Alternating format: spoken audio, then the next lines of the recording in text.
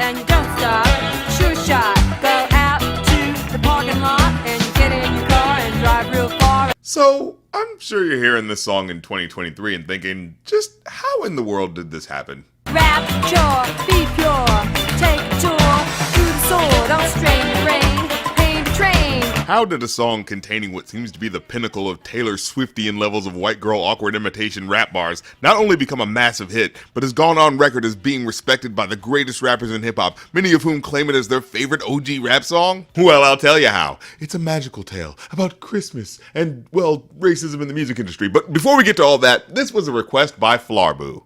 So let's talk about Blondie. Now, I feel like the big hits from the band has kind of pushed them into being more in the poppy new wave 80s category, but originally Blondie was way more punk oriented. But the thing is, their brand of punk involved actively jamming other genres together, as a punk rock way of bucking all genre conventions in the first place. And in the late 70s, two genres were just beginning to take shape in the heart of New York City. There was hip hop and there was punk. Both were considered at the time to be their racial equivalent of the music you don't play on the radio. The white stations played rock and country, and the black stations played the funk and R&B, so often the punk kids and hip-hop kids would mix it up with each other when it came to the early clubs and house parties. So when it came to Debbie Harry, this wasn't like some outsider nobody knew trying to do a piss take of the scene. It was someone who was excited by its potential and wanted to hype it up any way she could. In fact, it was Debbie who was keying in the upscale industry cats like Nile Rodgers down to the local New York parties so he could see firsthand just how many people were sampling the bass line from his iconic Good Times record. However, the song we now know as Rapture wasn't originally going to be about hip-hop at all.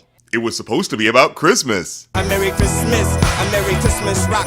A Merry Christmas rock. Yeah, with the recent anniversary of the album this song comes from, they released the original demo for Rapture entitled The Yuletide Throwdown. I woke up in the morning, I had the munch, and then I reached for a bowl of Captain Crunch. And honestly, you don't need to listen to it. The rapping's even more jumbled and rambly. When I put the crunch In the bowl, I found out the milk, 6 weeks old. Yeah, it's basically that for 6 minutes. But originally, that was how the beat for Rapture sounded, way slower and darker like that. You see, originally Blondie came to Fab Five Freddy with the idea of doing a hip-hop homage track where she shouted out him and his friends, and although he was flattered, he turned it down at first, wanting the first possible crossover rap song to focus on something else as the topic and not just him and his boys. So they recorded this version, but shelved it at first, coming back a year later when they had the idea to speed up the tempo and change it back to being about hip-hop. And once they realized what a smasher they had on their hands, they hit up Freddy to get his blessing, dropped it as a single, and the rest is hip-hop history. So when she drops that first line, Fab Five Freddy told me everybody slide, DJ spinning, I said in my mind. that was her setting the scene to invite you into the dopest parties in the city hosted by the man himself. Now, all that history is beautiful and indicative of the racial harmony we could achieve with the power of music and all that positive happy shit, but for real though, how does it stack up as a song on its own at the end of the day? Well, it's certainly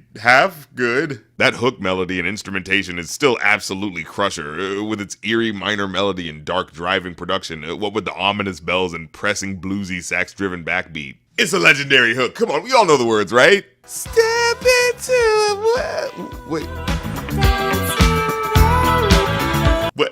Repeat that again.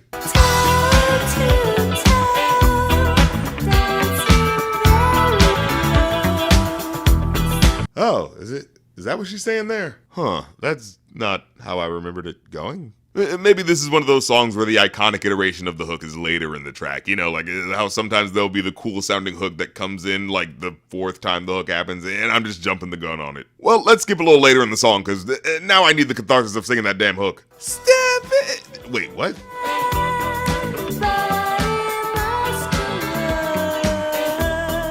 Body muscular?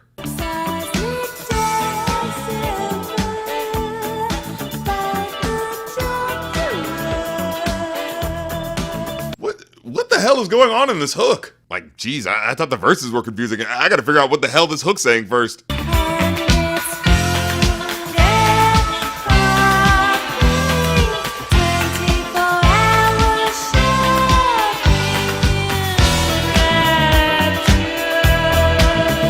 Is the club attached to a shopping mall or something? I mean, it was the 80s. But okay, so we get to the song title Rapture, a title that not only has the end of the world tone to it, but it also connotes to rapture as in overwhelming pure bliss, because everyone's enjoying the music so much. But why do the words step into a world keep coming into my head? I don't know why I keep thinking, oh, god damn it, I just realized what happened. I'm thinking of the KRS-One song that samples this one called Step Into a World, Rapture's Delight. Step into a world where there's no one left. My bad. And I probably messed it up because KRS-One's version has so much cleaner of a hook. Like, it only repeats that one couplet, so it probably stuck in my head better than anything here. I mean, I couldn't have even guessed at half the shit she says here.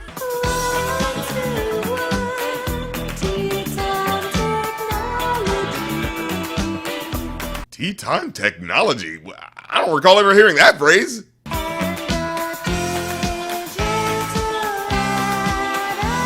What? A digital what? But okay, if I try to be as charitable as I can, the song is just supposed to be about weird stream of consciousness scene-setting imagery. It meant to make you feel the energy and excitement of this new burgeoning hip-hop nightlife scene.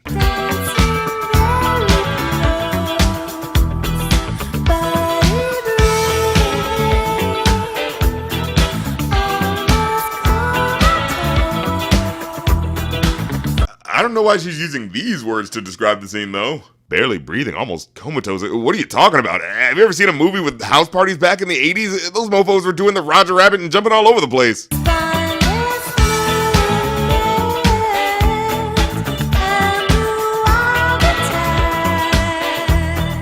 Okay, now that sounds like a more accurate description. But alright, let's get to what the verses were about. Cause sure, it definitely starts out shouting the hip-hop catch she knows at the time. Flash is fast, flash is cool, Francois, c'est pas, flash ain't no do. And there's always been much hay made about what she's trying to say in these lines, what with the band often incorporating a little bit of French into their lyrics every now and then.